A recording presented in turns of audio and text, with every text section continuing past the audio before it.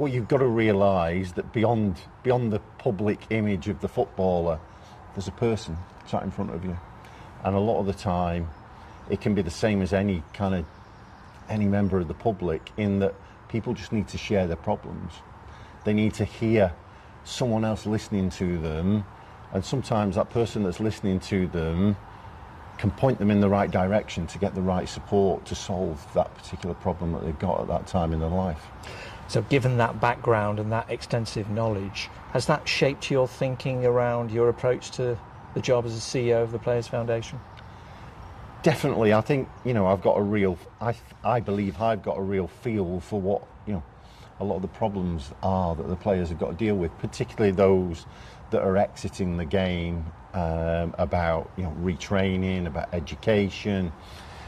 There's lots of players have a crisis of confidence when they leave the game as well, and that identity that they've had in the game has been lost, and as such they're a bit lost in society when they do come out of the game, and they just need pointing in the right direction. A lot of retraining there, and some players, probably the majority of players, leave that until the last moment before they start thinking about that.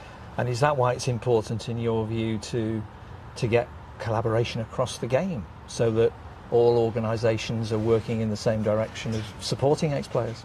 Yeah, most definitely. The club can often be the early sounding board for any issues that the players got. The PFA have done some great work around player support over the years as well, and I do feel that we now have a role in this area as well. Now, the foundation, as you well know, offers support across a range of mechanisms, really, to help former players and indeed current players as well. How important is that support from the foundation to ensure that players can feel comfortable that they've got someone to go to? I think you've kind of hit the nail on the head there. I mean, they just need to know that there's someone there that they can go to for help. And asking for help sometimes is the biggest issue, because there is when you're a footballer, you do have an identity. You're well known. When you come out of that world and you lose that identity to a degree, it can be, for some players, really difficult to ask for help, and we're there.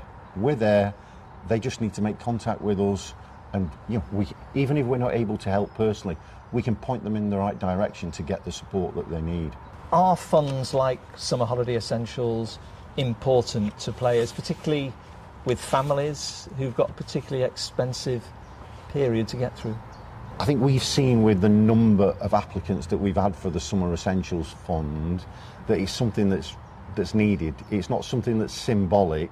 The fact that people are actually applying for these grants tells you there's a financial need for it. I mean, we all know how expensive out there is now at the moment.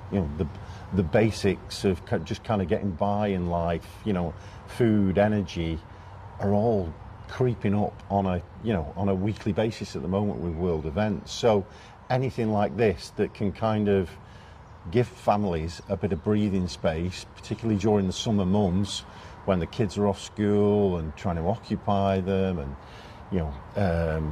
kind of summer groups, play groups, that kind of thing. I think it's a huge help to ex-players. Well, David, you've only been in the job for a few months, obviously. Do you have a real sense of excitement about what the Players Foundation can achieve, not just over the next 12 months, but over the next 3 to 4 years? Well, certainly. I think the list is endless of areas that we could get involved in, Paul. I really do. But a lot of that will be through collaboration with a lot of the other football stakeholders. We want to help, we want to get involved, and I'm really looking forward to having some more positive discussions with those stakeholders about where we can help and where we can kind of best target resources.